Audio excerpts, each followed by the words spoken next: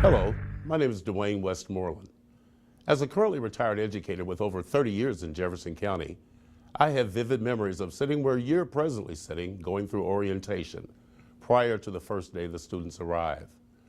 I, like you, actually, was anxiously waiting to get into my classroom and finalize lesson plans and make other necessary preparations. However, what we will be sharing with you for the next few minutes does not require lesson plans, but rather is designed to increase your awareness of the powerful role that you as members of our school community can play in helping accomplish the goal of Jefferson County being child abuse free in 2023. Representing the Face It movement is Jerry Ward, Kozer Charities Chairman of the Board. Kozer Charities Face It movement began in 2012 in response to the public outcry against the increasing number of child abuse deaths in our Commonwealth. Kozer Charities, who has stepped up to protect vulnerable children for over 90 years, brought together key partners to plan a campaign to address the problems of child abuse deaths in Jefferson County and the surrounding areas. And now, here's our Jefferson County Superintendent, Dr. Hargens, to discuss the program. Thank you, Jerry, for Kozer Charities' continued initiative in bringing together these partners to end child abuse. Every JCPS employee can help prevent child abuse and neglect. Let me just take a moment to remind you of Kentucky's mandatory reporting requirements. According to state law, it is the duty of everyone who has reasonable cause to believe that a child is being abused to report this information. Every district employee should be aware of the warning signs as well as the law's definition of an abused or neglected child.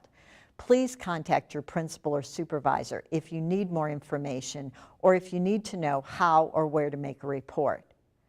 Obviously, educators, administrators, and school support staff are in a unique position to prevent abuse. We have not only a professional duty, but also a special opportunity to be watchdogs for the welfare of children. Perhaps no one has more of a chance to make a difference in our community than a JCPS employee. By being vigilant and fully prepared to recognize and report signs of abuse and neglect, we all can face it and help end it. Please welcome Dr. Melissa Curry, who will share information to assist you. My name is Melissa Curry. I'm a child abuse pediatrician at the University of Louisville and director of the Kozer Charities Division of Pediatric Forensic Medicine. Essentially, I and my team evaluate children who are the potential victims of child abuse or neglect. As the mother of 3 school-age children, it's important to me that our teachers and other school personnel are not only excellent educators, but they are also aware of the signs of child abuse and willing to face it and report it to help protect our youngest citizens. First, we're going to talk about bruising, since that's one of the most overlooked signs of child maltreatment. I'll talk about locations of bruising and different patterns of bruising that we can be aware of and keep our eyes out for. After that, we'll talk a little bit about documentation and reporting to Child Protective Services. While the tips that I'm going to cover today apply to all of the students and young children that come through our schools, I would also encourage you to apply these same ideas to the rest of your lives in the grocery store, at neighborhood events, or even at gatherings of our own families.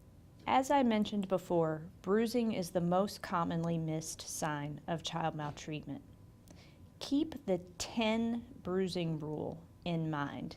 TEN stands for torso, ears, and neck. Anytime that we see bruising in any of these areas in school-age children, we need to be concerned about the possibility of abuse. Some of the photographs that I'm going to show as part of this presentation may be disturbing to some viewers because they depict injuries in school-age children. In this photograph, you can see bruising to a child's buttocks.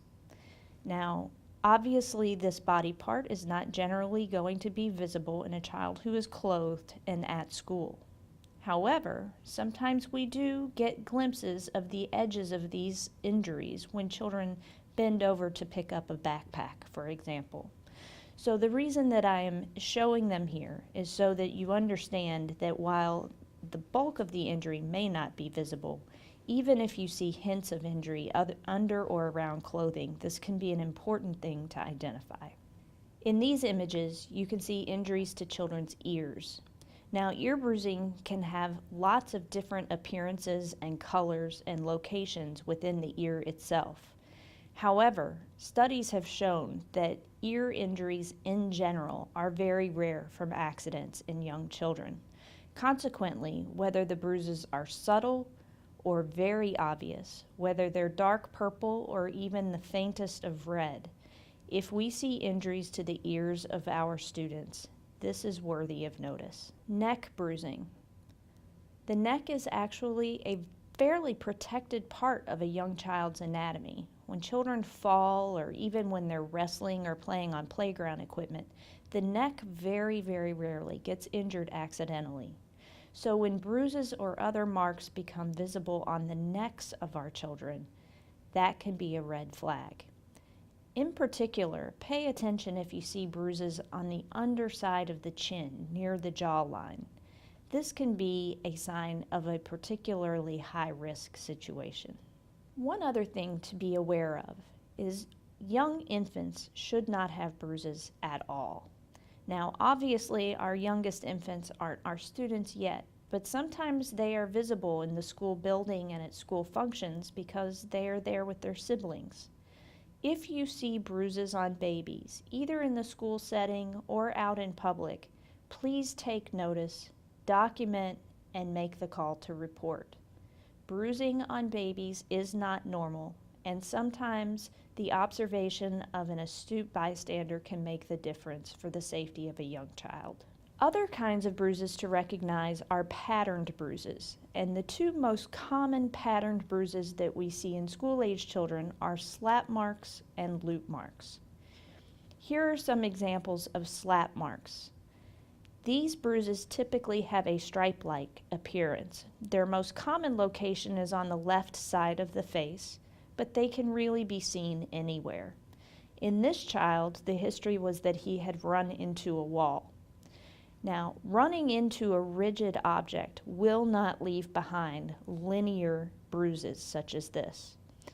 Anytime we see stripe-like or linear bruises on a child, this should get our attention and make us consider a report to social services. In this image, you can see a loop mark.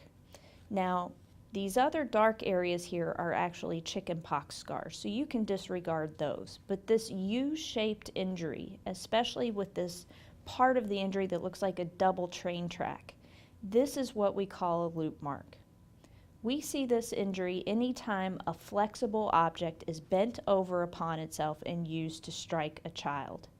The most common implements that inflict loop marks are cords, belts, extension cords, and wire coat hangers.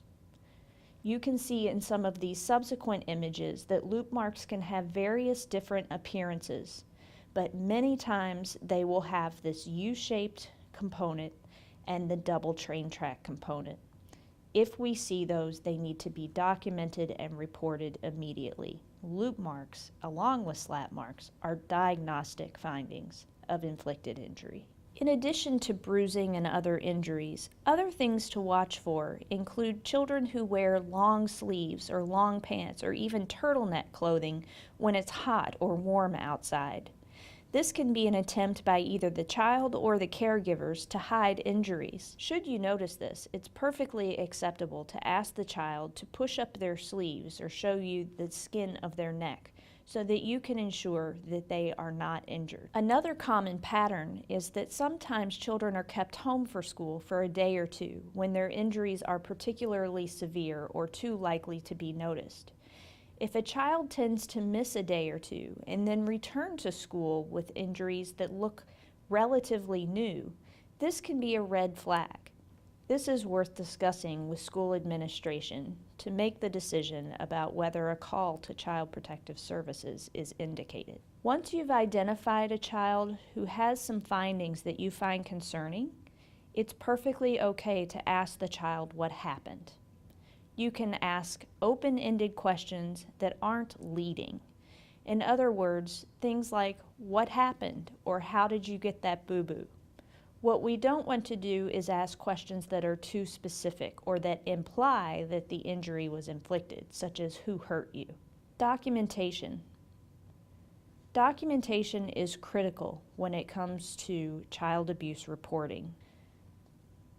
Making notes of the dates or times that we notice injuries on children and details about their explanations can be critical to investigators. Even if you decide not to call or report into Child Protective Services, it's still important to keep notes about observations you make regarding children's injuries or other things that concern you. As you have already heard, all of us in Kentucky are mandated reporters. Anytime we have a reasonable suspicion that abuse has occurred to a child, we are required by law to report to Child Protective Services or law enforcement. In many school settings, teachers and other staff members are asked to bring their concerns to school administrators, such as the principal, to discuss prior to making the call. One thing that we tend to encourage in this scenario is for all of the involved parties to sit in the room together when the call is ultimately made. This helps ensure that the person with first-hand knowledge of the appearance of the injury, for example, or the explanation that the child offered, that person is able to give accurate detail to Child Protective Services on the phone. Meanwhile, the school administrators will have the opportunity to listen to the details of the report and fulfill their own mandated reporting requirement. Remember that even though you might be required to discuss with school administrators, that does not fulfill your reporting requirement. Consequently, everyone with concern should participate in the call. When making a report to Child Protective Services, it's important to be objective and provide details and be very specific about your concerns. In other words, describe bruises in location or what they look like, give specifics about what the child offered as an explanation for the injuries, include all of the issues with the child that raise concerns. Sometimes it's helpful to have some notes in front of you before making the call. Here at the University of Louisville in Cosair Charities Division of Pediatric Forensic Medicine, we are available to assist school personnel in making some of these tough decisions. We are more than happy to take your call and discuss scenarios to help ensure that we all do the right thing for our kids. Thank you for your attention today on this very difficult topic. I admire all of you and your work and encourage you to continue to face it and end it. Thank you, Dr. Curry. I get it. You have plenty on your plate. Increased demands because of test scores, new curriculum to implement, those daily challenges around classroom management. But battling child abuse is really at the core of what it means to be an educator. It is at the core of what it means to be a school community. Our kids need you to protect them, and they deserve no less. Child abuse in your school, face it, end it.